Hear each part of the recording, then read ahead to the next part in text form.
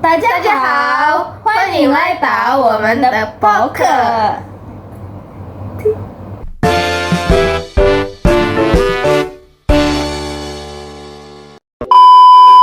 我来介绍一下，我叫赵丽亚 atau Zalfa Zahlia Ramadhani， 我在 Gunadarma 大学读书，现在是中文系的大一学生。大家好，我叫邱宝玲，nama Indonesia saya Sarah Octaviana， 我也在 Gunadarma 大学读书，现在是中文系的大一学生。很高兴今天可以和大家一起分享。Sebelum memulai pembahasan, pernah nggak sih kalian membayangkan gimana lagu rakyat sederhana bisa berkembang menjadi salah satu opera tradisional paling terkenal di Tiongkok? Nah, jawabannya akan kita bahas di episode kali ini.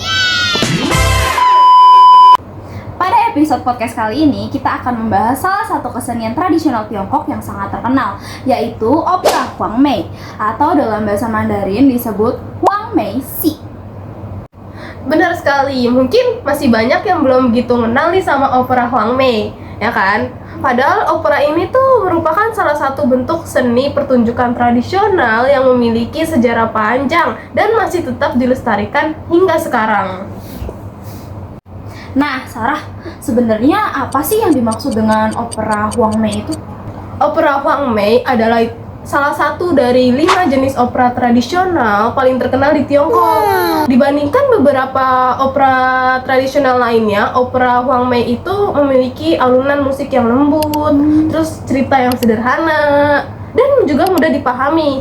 Nah, karena itulah opera ini juga cukup disukai oleh berbagai kalangan, termasuk generasi muda. Oh, gitu. Menarik ya. Berarti opera Huang Mei ini punya ciri khas yang membuat terasa jadi lebih ringan untuk dinikmati dong ya. Terus kalau opera ini tuh berasal dari mana deh? Opera Huang Mei itu berasal dari Anqing. Tahu Anqing? Di mana tuh? Itu provinsi Anhui. Oh, Anhui. Betul. Awalnya tuh opera ini berkembang dari lagu-lagu rakyat yang biasa dinyanyikan oleh masyarakat saat bekerja di sawah atau ladang. Oh, jadi waktu mereka lagi kerja di sawah sama ladang tuh mereka nyanyiin ini? Betul. Nah, terus seiring berjalannya waktu, lagu-lagu tersebut tuh dipadukan dengan seni pertunjukan. Terus pada sampai akhirnya berkembang tuh menjadi opera Huang Mei yang kita kenal sekarang. Oh, jadi awalnya itu berasal dari kehidupan sehari-hari masyarakat ya? Iya. Bukan langsung jadi pertunjukan di atas panggung? Dari awal masyarakat dulu tuh dinyanyiin. Oh ya, selain itu aku juga pernah baca deh, kalau bahasa yang digunakan dalam opera Huang Mei ini tuh beda sama bahasa Mandarin baku, bener nggak sih? Iya, bener banget. Jadi tuh opera Huang Mei itu menggunakan dialek Anqing, yaitu dialek yang berasal dari daerah Anqing di provinsi Anhui. Oh, alah. Penggunaan dialek ini juga jadi salah satu ciri khas yang membuat opera Huang Mei itu memiliki warna tersendiri.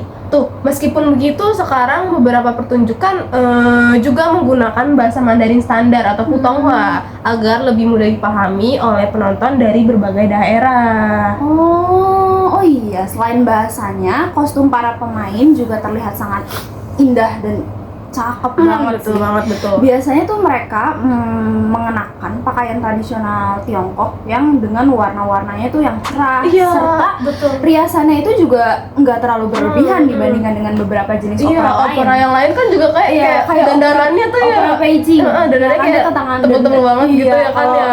Untuk opera Huang Mei ini dia tuh beda. Itunya masih natural lah dia. Dandanannya natural dan kayak nggak yang tebel banget inginnya ya. Oke. Betul banget tuh. Musik pengiringnya juga terdengar lembut nggak sih? Karena karena gunain alat musik tradisional Tiongkok tuh seperti kayak erhu, pipa, dan tize.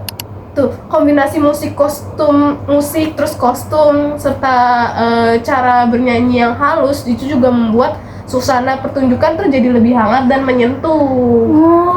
Nah, kalau dari segi cerita, biasanya opera Huang Mei itu mengangkat tema yang seperti apa sih?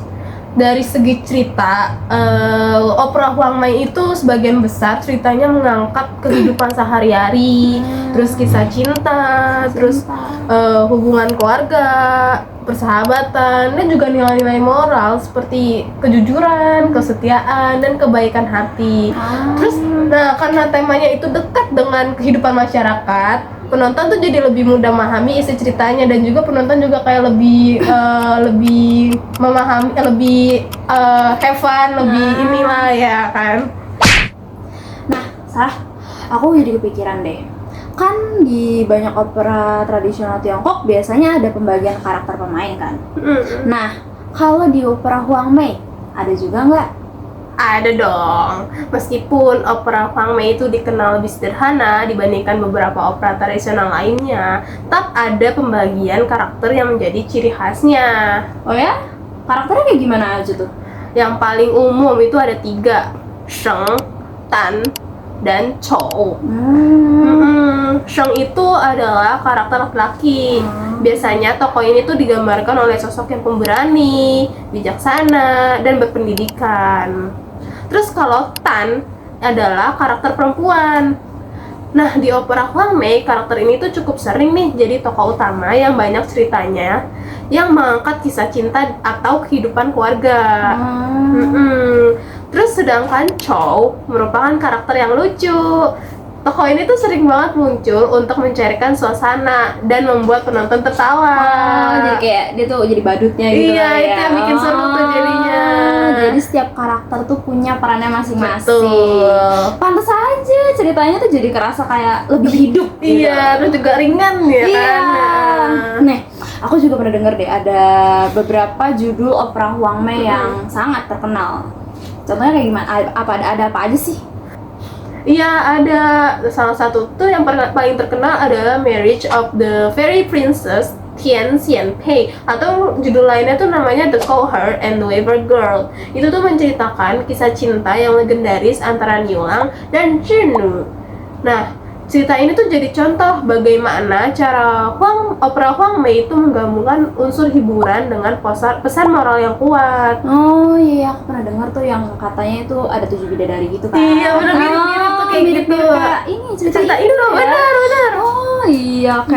Oke, sekarang kita kasih cuplikan dari opera Huang Mei yang judulnya Tian Xianpei.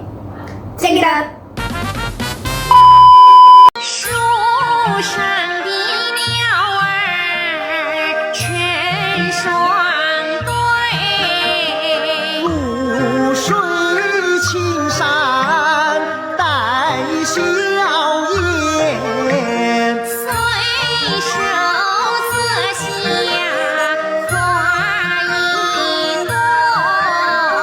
我与娘子戴发间，从今不再受那奴役苦。夫妻。 Ngomong-ngomong nih, aku juga sempat baca kalau ada beberapa seniman yang punya pengaruh besar dalam perkembangan opera Huang Mei ini. Kira-kira ada siapa aja sih? Iya, betul. Salah satunya itu adalah Yan Fengying. Nah, beliau itu dikenal sebagai legenda opera Huang Mei yang karena berhasil mempopulerkan seni pertunjukan ini tuh ke seluruh Tiongkok. Oh, selain Yan Fengying, ada juga Malan nggak sih kalau nggak salah? Iya, bener. Ada juga itu Malan. Malan tuh dikenal lewat kemampuan acting dan suaranya tuh yang khas, sehingga jadi salah satu pemeran opera Huang Mei yang paling terkenal juga. Oh, ya kalau nggak salah ada namanya apa ya? Han Zaifen juga termasuk tokoh penting ya?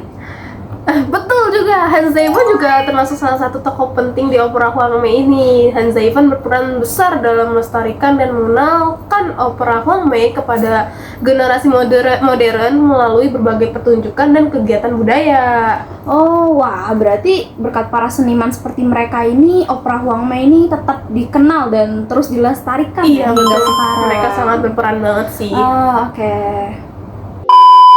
Dari pembahasan kita hari ini, aku jadi makin paham sih kalau opera Huang Mei itu bukan cuman sekedar hiburan, tapi juga merupakan warisan budaya yang mencerminkan kehidupan masyarakat Tiongkok. Terus menurut aku juga nih, menarik banget nih, bagaimana lagu yang tadinya hanya lagu rakyat itu bisa berkembang menjadi sebuah seni pertunjukan yang bahkan terkenal hingga saat ini. Iya betul banget, menarik banget. Aku juga setuju. Semoga nih opera Huang Mei terus dilestarikan agar generasi muda tetap dapat mengenal, menghargai kekayaan budaya tradisional Tiongkok. Iya, aku setuju banget. Semoga masih terjaga tradisinya Betul sampai banget, saat ini. betul. Oke, teman-teman, sampai sini aja pembahasan podcast kita hari ini. 谢谢大家的收听，我们下次再见。再见大家，谢谢。Iya.